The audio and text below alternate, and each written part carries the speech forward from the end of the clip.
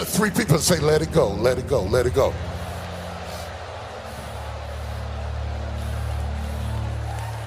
Let it go. Let it go. Let it go. Let it go. What you're gaining is not worth worth you're losing. Let it go. What you are getting is not worth what you are losing. Let it go. What you are doing with your energy, since you have a limited resource of power anyway, you are fueling your history at the expense of your destiny. Because whatever you're angry about is something that has already happened. And whatever God has promised you is something that is about to happen.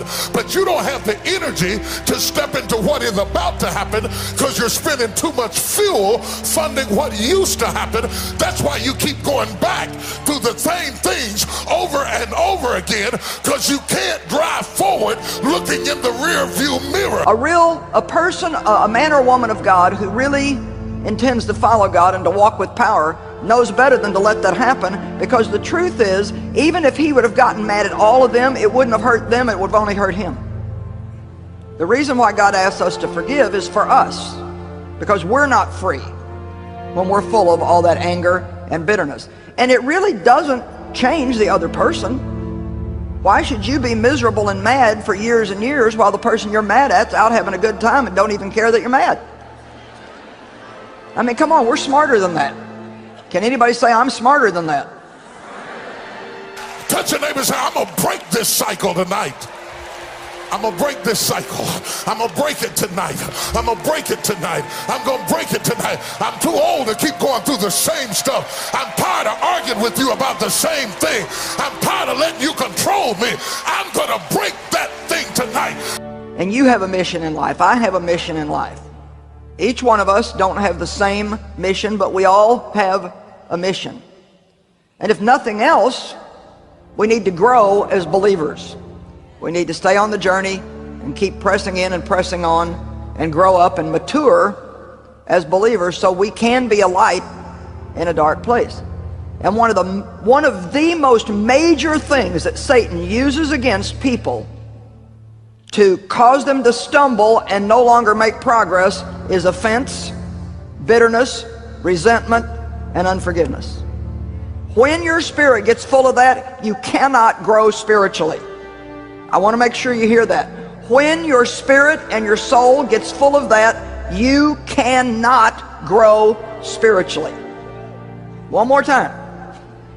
When your spirit and your soul and your mind gets full of that, you cannot grow spiritually. You stumble at those places and you stop making progress. It makes you wonder, where did this come from? They didn't teach it in school. You didn't get it out of a book. How did you end up in this cycle of grief, anger, bitterness, hostility, unforgiveness, even against yourself? You don't even forgive yourself. How did you get like this? We don't see it in the animal kingdom. Animals do fight, but they either fight over turf or food. They don't fight because she thinks she's cute.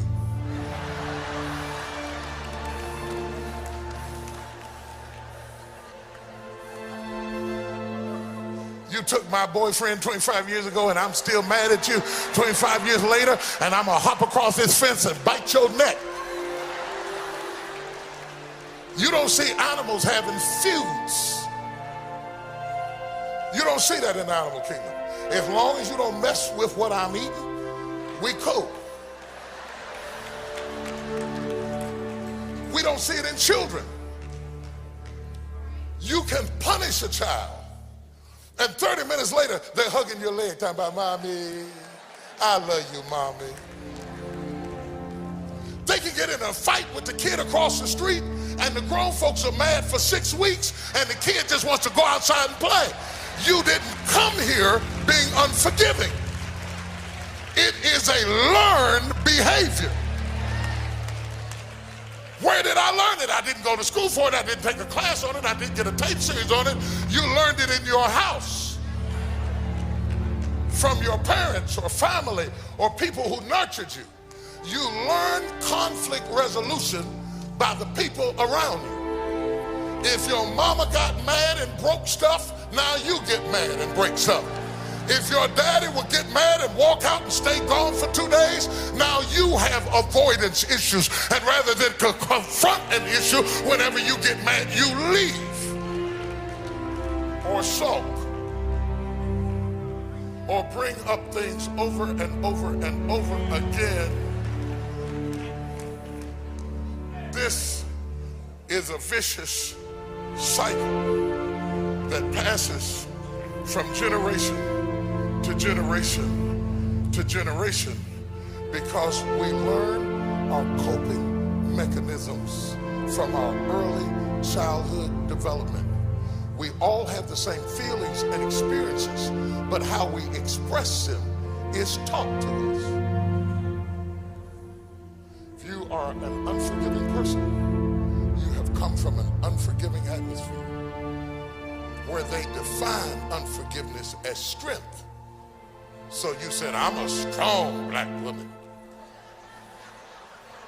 What does that mean? Or a strong white woman. I mean, you know, pain is not prejudice. It is an equal opportunity experience.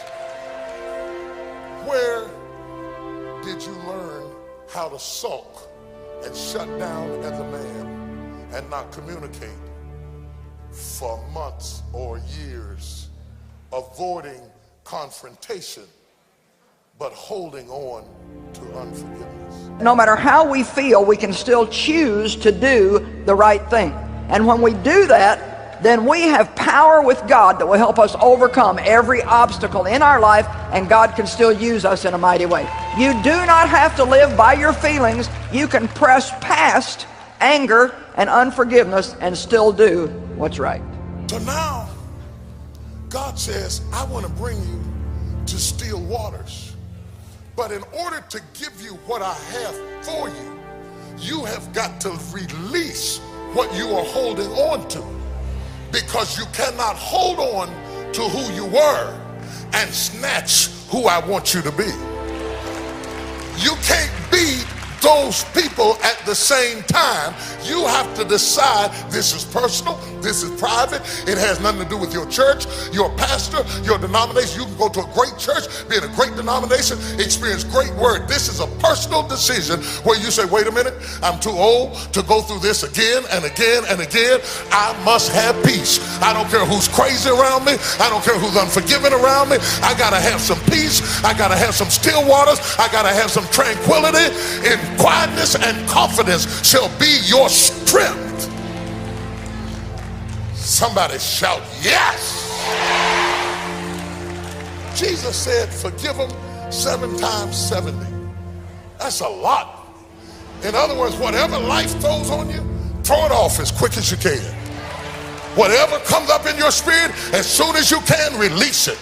Because when you release it, you say, that's not mine. I'm not going to hold on to it. I'm called to something better. I'm called to something higher. Only chickens eat off the ground. Eagles fly through the air. I'm too high to eat that low.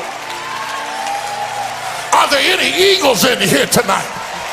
I said, are there any eagles in here tonight? Oh, yeah. This is your year to go to higher ground.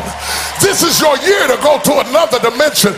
This is your year to step over petty stuff and simply let it go.